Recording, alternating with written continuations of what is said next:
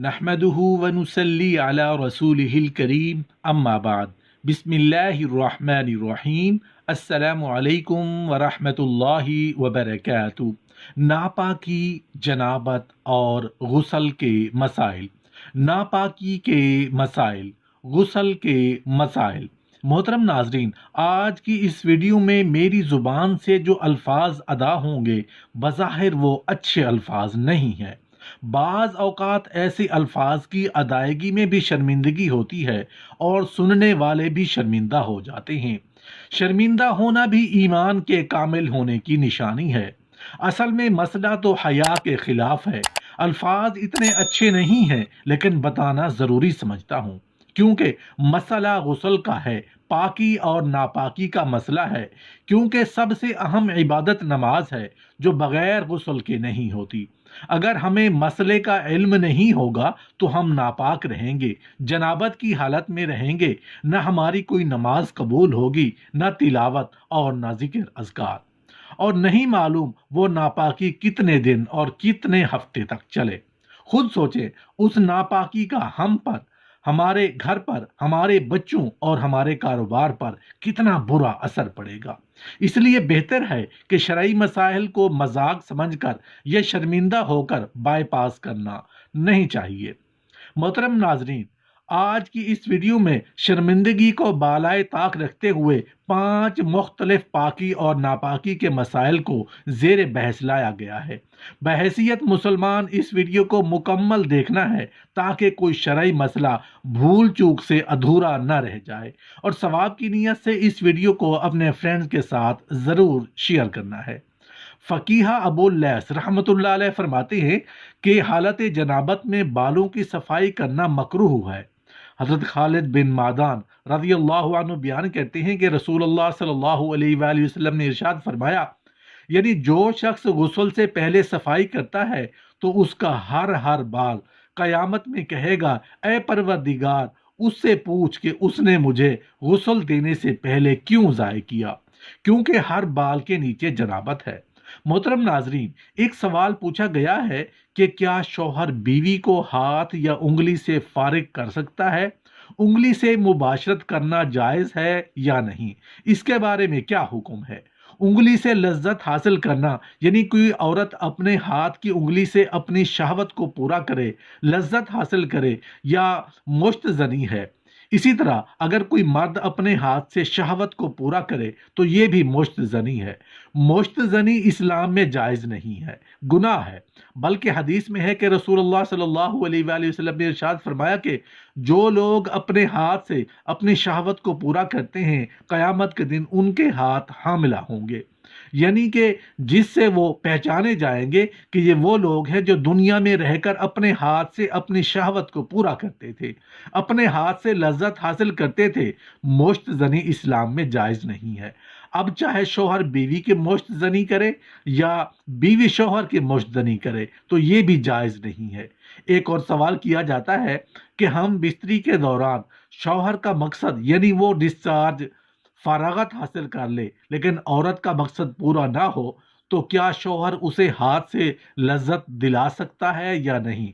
تو اس کے لیے شرعی حکم یہ ہے کہ ہم بستری کے دوران اگر شوہر پہلے فارغ ہو جائے تو اب وہ فوراً عورت سے جدا نہ ہو، بلکہ اس کے لیے واجب ہے کہ وہ کچھ دیر ٹھہرا رہے تاکہ عورت بھی فارغ ہو جائے۔ اگر ہم بستری کے بعد مرد فارغ ہو گیا اور وہ ہٹ گیا اور عورت کا مقصد پورا نہیں ہوا یعنی فارغ نہیں ہوئی تو ایسا شخص پھر گنہگار ہوگا۔ اس لیے مرد پر واجب ہے کہ فراغت کے بعد کچھ دیر ٹھہرا رہے تاکہ عورت کا مقصد بھی پورا ہو جائے، لیکن ہاتھ سے بیوی کو اس طرح لذت دلانا یا بیوی کا شوہر کی مشت زنی کرنا یہ اسلام میں جائز نہیں ہے، اس کی گنجائش نہیں ہے۔ مشت زنی جو ہے یہ گناہ ہے، اس سے بچنا چاہیے۔ محترم ناظرین، ایک سوال پوچھا گیا ہے کہ کیا عورت کی شرمگاہ میں انگلی ڈالنے سے غسل واجب ہو جاتا ہے؟ عورت کا شرمگاہ میں انگلی ڈالنا کیسا ہے؟ عورت اگر خود اپنی شرمگاہ میں انگلی داخل کرے لیکن منی نہ نکلے تو کیا اس پر غسل واجب ہوگا یا نہیں؟ اگر عورت اپنی شرمگاہ میں خود انگلی داخل کرے شہوت کے ساتھ، جوش کے ساتھ، لذت حاصل کرنے کے ارادے سے، تو اب چاہے اسے انزال ہو یا نہ ہو، منی نکلے یا نہ نکلے، اس پر غسل واجب ہو جائے گا، کیونکہ عورت نے اپنی شرم گاہ میں انگلی شہوت، جوش اور لذت حاصل کرنے کے لیے ڈالی ہے، تو اب منی کا نکلنا ضروری نہیں ہے، اس پر غسل واجب ہو جائے گا۔ اب دوسرا مسئلہ کہ شہوت نہیں ہے، کوئی جوش نہیں تھا، کوئی لذت حاصل کرنے کا ارادہ نہیں تھا، کوئی اس طرح کے گندے خیال نہیں تھے، عورت نے بغیر شہوت کے شرم گاہ میں انگلی داخل کر دی، یا پھر کوئی دوائی داخل کرنے کے لیے شرم گاہ میں انگلی ڈالی، اگر اس طرح انگلی شرم گاہ میں داخل کی ہے تو اس پر غسل واجب نہیں ہوگا۔ بغیر شہوت کے اور کسی دوائی کی غرض سے انگلی داخل کی ہے تو اس پر غسل واجب نہیں ہوگا۔ اسی طرح اگر عورت نے خود شہوت، جوش اور لذت حاصل کرنے کے لیے شرم گاہ میں انگلی ڈالی، یا پھر شوہر نے جوش کے ساتھ، شہوت کے ساتھ لذت حاصل کرنے کے لیے عورت کی شرم گاہ میں انگلی ڈالی، تب بھی اگر عورت کو انزال ہو یا نہ ہو، منی نکلے یا نہ نکلے، تب بھی عورت پر غسل واجب ہو جائے گا۔ دونوں صورتوں میں چاہے عورت خود انگلی داخل کرے یا شوہر بیوی کی شرم گاہ میں انگلی داخل کرے، جوش، شہوت اور لذت کے ساتھ داخل کرے گا تو عورت پر غسل واجب ہو جائے گا۔ بغیر کسی لذت، بغیر کسی شہوت اور جوش کی انگلی داخل کی اور اگر منی نکل آئی، انزال ہو گیا، اب تو اس پر ہر صورت میں غسل واجب ہو گیا۔ اگر شہوت کے ساتھ انگلی داخل کی ہے اور انزال ہو یا نہ ہو تو پھر بھی عورت پر غسل واجب ہو جائے گا۔ محترم ناظرین، ایک سوال پوچھا گیا ہے کہ کیا شوہر کی شرم گاہ کو صرف چھونے سے عورت پر غسل فرض ہوگا یا نہیں ہوگا؟ یعنی اگر کوئی عورت اپنے شوہر کی شرم گاہ کو چھو لے تو اس عورت پر غسل فرض ہوگا؟ اس کے لیے شریعت کیا حکم ہے؟ اس میں دو صورتیں ہیں، ایک صورت میں غسل فرض ہوگا، دوسری صورت میں غسل فرض نہیں ہوگا۔ سب سے پہلے ہم جان لیں کہ غسل فرض ہونے کے کیا اسباب ہیں، کن چیزوں سے غسل فرض ہو جاتا ہے، کون سی چیزیں جن کے ہونے سے غسل فرض ہو جاتا ہے۔ غسل کے فرض ہونے میں 5 اسباب ہیں، یعنی 5 چیزوں سے غسل فرض ہو جاتا ہے۔ نمبر 1، منی کا شہوت کے ساتھ، جوش کے ساتھ، لذت کے ساتھ، ٹپک کے ساتھ خارج ہونا۔ منی کے خارج ہونے سے غسل فرض ہو جاتا ہے، مزی کے خارج ہونے سے غسل فرض نہیں ہوتا۔ مزی کہتے ہیں جو جوش کے وقت، شہوت کے وقت، لذت کے وقت بغیر ٹپک کے لیس دار پانی نمودار ہوتا ہے، اسے مزی کہتے ہیں، اس کے خارج ہونے سے غسل فرض نہیں ہوتا، منی کے خارج ہونے سے غسل فرض ہوتا ہے۔ نمبر 2، احتلام ہونے سے غسل فرض ہو جاتا ہے۔ نمبر 3، مرد کی شرم گاہ عورت کی اگلی یا پچھلی شرم گاہ سے مل جانا، یا مرد کی شرم گاہ سے مل جانا، ان دونوں صورتوں میں ان دونوں پر غسل فرض ہو جائے گا، چاہے یہ شہوت کے ساتھ ہو یا بغیر شہوت کے ساتھ، انزال ہو یا نہ ہو، دونوں صورتوں میں دونوں پر غسل فرض ہو جائے گا۔ نمبر 4، حیض سے فارغ ہونا، یعنی جیسے ہی ماہواری ختم ہوگی تو عورت پر غسل کرنا فرض ہوگا۔ بہت ساری خواتین کو یہ غلط فہمی ہوتی ہے کہ عموماً حیض کے دنوں کو 7 دن سمجھتی ہیں کہ 7 دن بعد پاک ہوں گی، اس سے پہلے پاک نہیں ہوں گی، حالانکہ حیض کو جو شرعی مدت ہے وہ 10 دن ہے، کم سے کم 3 دن اور زیادہ سے زیادہ 10 دن ہے۔ ہر خواتین کے ماہواری کے دن یعنی ٹائم مختلف ہوتا ہے، کسی کا 5 دن، کسی کا 7 دن، اس لیے وہ اپنا ٹائم پیریڈ مکمل کر کے اس پر غسل فرض ہو جائے گا۔ نمبر 5، نفاس سے فارغ ہونا، یعنی بچہ ہونے کے بعد جو خون جاری رہتا ہے، جب بھی عورت کا وہ خون بند ہوگا تو عورت پر غسل فرض ہو جائے گا۔ اب اصل سوال کی طرف آتے ہیں کہ کیا عورت کا مرد کی شرم گاہ کو چھو لینے سے غسل فرض ہوگا یا نہیں؟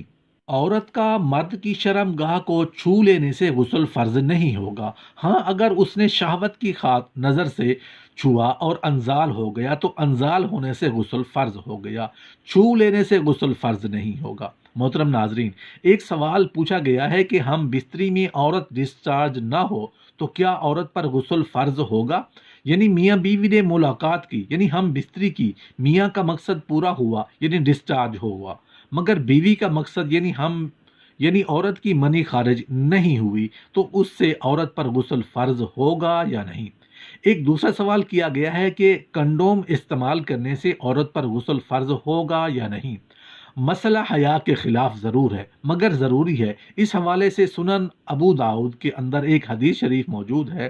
حضرت ابو ہریرہ رضی اللہ عنہ سے مروی ہے کہ رسول اللہ صلی اللہ علیہ وآلہ وسلم نے فرمایا کہ شوہر جب بیوی کی 4 شاخوں کے درمیان بیٹھے اور ختنے کو ختنے سے ملا دے تو غسل واجب ہو گیا۔ اسی طرح سنن ابن ماجہ میں ایک حدیث ہے، ام المومنین حضرت عائشہ صدیقہ رضی اللہ تعالی عنہ فرماتی ہیں کہ رسول اللہ صلی اللہ علیہ وآلہ وسلم نے ارشاد فرمایا کہ جب شرم گاہیں مل جائیں تو غسل واجب ہو گیا، چاہے انزال ہو یا نہ ہو، دونوں صورتوں میں غسل واجب ہو گیا۔